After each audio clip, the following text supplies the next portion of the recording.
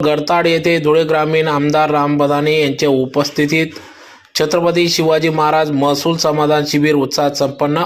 धुळे तालुक्यातील गाड उतार म्हणजेच आजचे गरताड या गावात आज दिनांक 20 मार्च 2026 रोजी सदर छत्रपती शिवाजी महाराज महसूल समाधान शिबिर घेण्यात आले। या शिबिराच्या माध्यमातून या ठिकाणी येथील ग्रामस्थांच्या अडीअडचणी सोडवण्यात आल्या। विविध समस्या सोडवण्यासाठी या ठिकाणी धुळे ग्रामीणचे आमदार राम बदाने यांच्या मार्गदर्शनात व धुळे ग्रामीणचे तहसीलदार अरुण शेवाडे यांच्या मार्गदर्शनात या ठिकाणी शिबिर पार पडत असून धुळे तालुक्यातील विविध मंडळाच्या माध्यमातून या ठिकाणी सर्व ग्रामस्थांच्या समस्या सोडविल्या जात आहेत।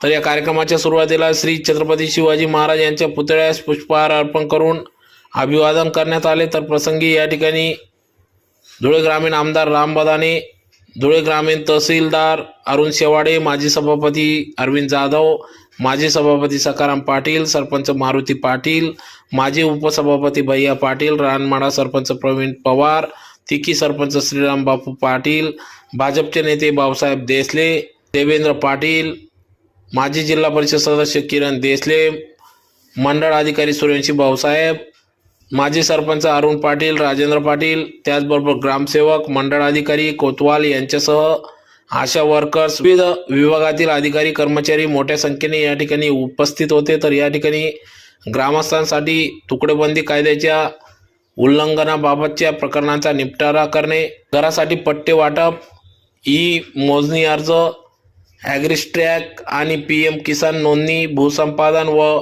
अकृषिक परवानगी प्रकरणी कमी जास्त पत्रके तयार करून गाव दप्तर अद्ययावत केली जाणार असून रेशन कार्डात नाव वाढविणे, नाव कमी करणे पुरवठा विभागामार्फत, त्याचबरोबर लाडकी बहीण योजना KYC करणे, आयुष्यमान भारत कार्ड, तालुका आरोग्य अधिकारी विभाग धुळे, PM किसान योजना, पीक विमा योजना व ॲग्रिस्टॅक योजना, पंचायत समिती यांच्या मार्फत विविध योजना, प्रलंबित फेरफार 7/12 मधील चुकांची दुरुस्ती, डिजिटल स्वाक्षरीचे 7/12 आणि 8 उतार्याचे वाटप, उत्पन्न, रहिवासी आणि जातीचे प्रमाणपत्र, नॉन क्रिमिलियर प्रमाणपत्र, अकृषिक NA परवानगी, अकृषिक NA तरतुदीबाबत मार्गदर्शन व सुधारणा, नवीन व्यवस्थापनानुसार सनद प्रक्रियेची माहिती, सामाजिक अर्थसहाय्य योजनांचे लाभ मंजूर करणे, विद्यार्थ्यांसाठी दाखले वाटप करणे असे विविध प्रकरणांसंदर्भात या ठिकाणी हे शिबिर घेण्यात आले व नागरिक ग्रामस्थांच्या समस्या या माध्यमातून सुटणार असून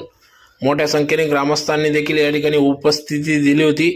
तर प्रसंगी या ठिकाणी रानमाडा येथे गावाच्या विकासासाठी धुळे ग्रामीणचे आमदार राम बदाने यांनी मोठा निधी उपलब्ध करून दिल्याने सरपंच प्रवीण पवार, ग्रामस्थ यांच्या वतीने या ठिकाणी सन्मान सत्कार करण्यात आला। तर त्याचबरोबर गरताड गावाला गाड उतार न करता गेली अनेक वर्षापासून या ठिकाणी गरताड म्हणून ओळखल्या जाणाऱ्या गावाला गाड उतार न लावता गरताड नाव संबोधित करावे असे देखील या ठिकाणी ग्रामीण आमदार राम बदाने यांनी तहसीलदार यांच्याकडे नाव बदलसाठी आव्हान केले आहे।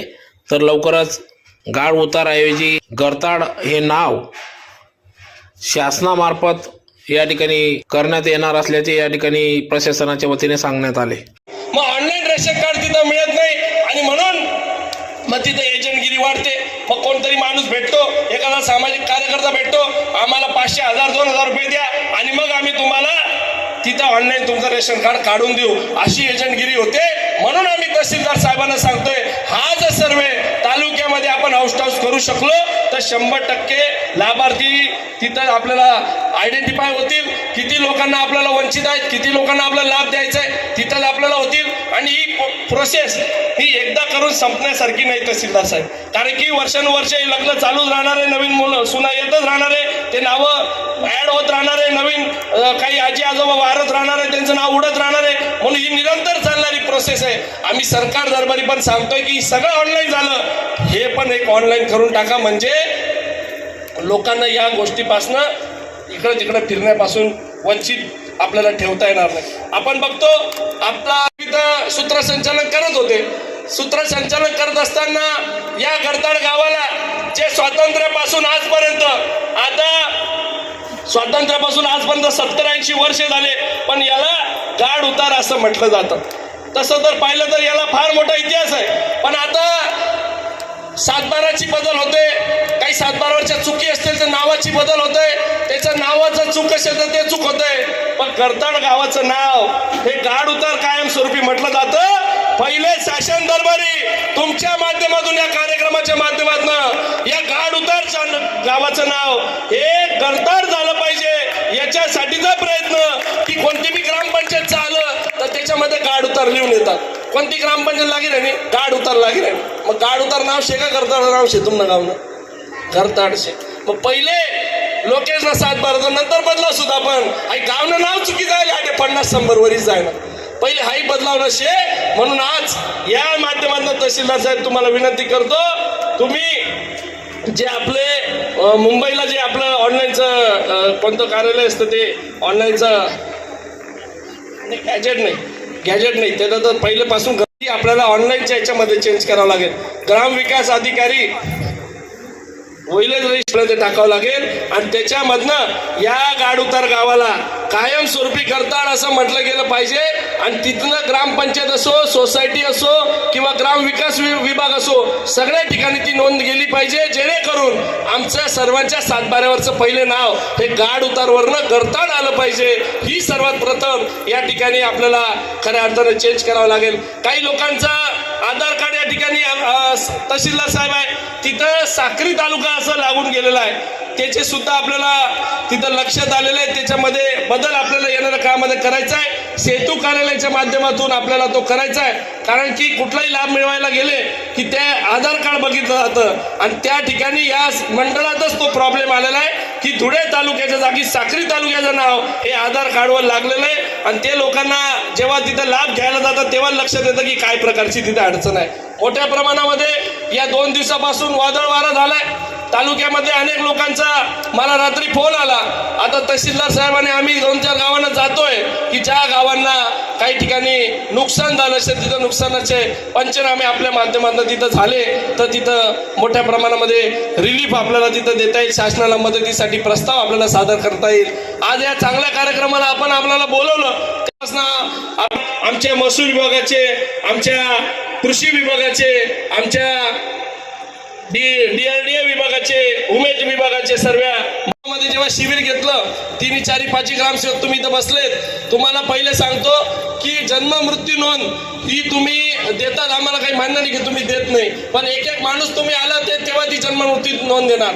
जर तुम्ही आम्हाला बल्कमध्ये मृत्यू नोंद लवकर जर दिली तर तेवढे नावं आम्हाला इकडं रेशन कार्डवर ऑटो मोडवर कट करता येतील आणि त्या नावांमध्ये त्या घरांमध्ये नवीन ऍड झालेल्या महिला या तिथं टाकता येतील. म्हणजे जो इष्टांकाचा प्रॉब्लेम आम्हाला तिथं जो येतोय तो इष्टांकाचा प्रॉब्लेम आम्हाला तिथं जागेत आम्हाला सोडवता येईल. तुम्ही तुमचा व्हिडिओ कोण आहे तुमचा विस्ताराधिकारी कोण तुमचा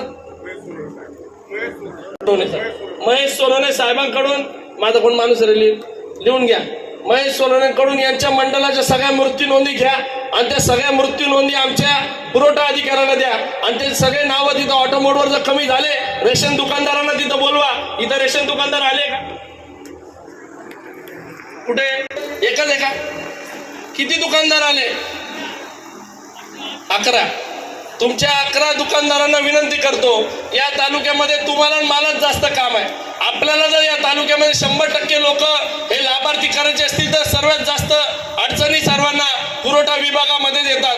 आता आपण सर्वजण बघा मोठ्या प्रमाणामध्ये लाभ तुमच्या सर्वांच्या माध्यमातून उपलब्ध आपल्याला करून देता येणार आहे. तुमच्या माध्यमातून मी सांगतो तुमचं सुद्धा अनुदान शासनाकडे पेंडिंग आहे. तुमची सर्व संघटना मला येऊन भेटून गेली की आमचं राशन दुकानदारांचं अनुदान हे महाराष्ट्र शासनाकडे अनेक वर्ष झालं पेंडिंग. बरोबर ना तहसीलदार साहेब? अपडेट शेवा मी म्हणजे मुंबईला अधिवेशनला शेवा काहीतरी माहिती मतदारसंघ.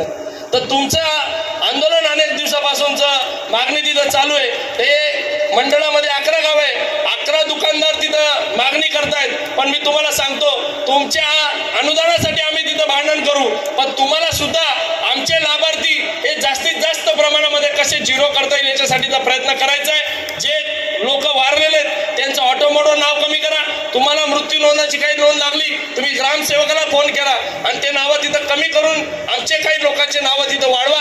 आमचे म्हणजे मला काही कोणी नाव नाही, आमचे म्हणजे आपल्या तालुक्यातले घरातले जे नाव ज्येष्ठ माणसाचं कमी झालं तर नवीन मुलीचं नाव तिथं वाढवा आणि त्यांना तो इष्टांक तिथं तात्काळ मंजूर करायसाठी पुरवठा अधिकाऱ्याच्या माध्यमातून प्रयत्न करा, अशा प्रकारची विनंती करतो. व या चांगल्या शिबिराचं आज मोठ्या प्रमाणामध्ये इथं सुरुवात झालेली आहे. तुम्ही मला सांगा, कोणत्या ठिकाणी गाळवाटप्रमाणे जुने गाळवाटचे रस्ते असतील ते करायचे असतील, काही रस्ते एखाद्या शेतकऱ्याने अडवले असतील, 50 शेतकऱ्यांची तिथं अडचण असेल तर ते सुद्धा कंप्लेंट तुम्ही आमच्या माध्यमातून करू शकतात. आपण सुद्धा तो सोडवण्यात येणाऱ्या काळामध्ये करणार आहोत.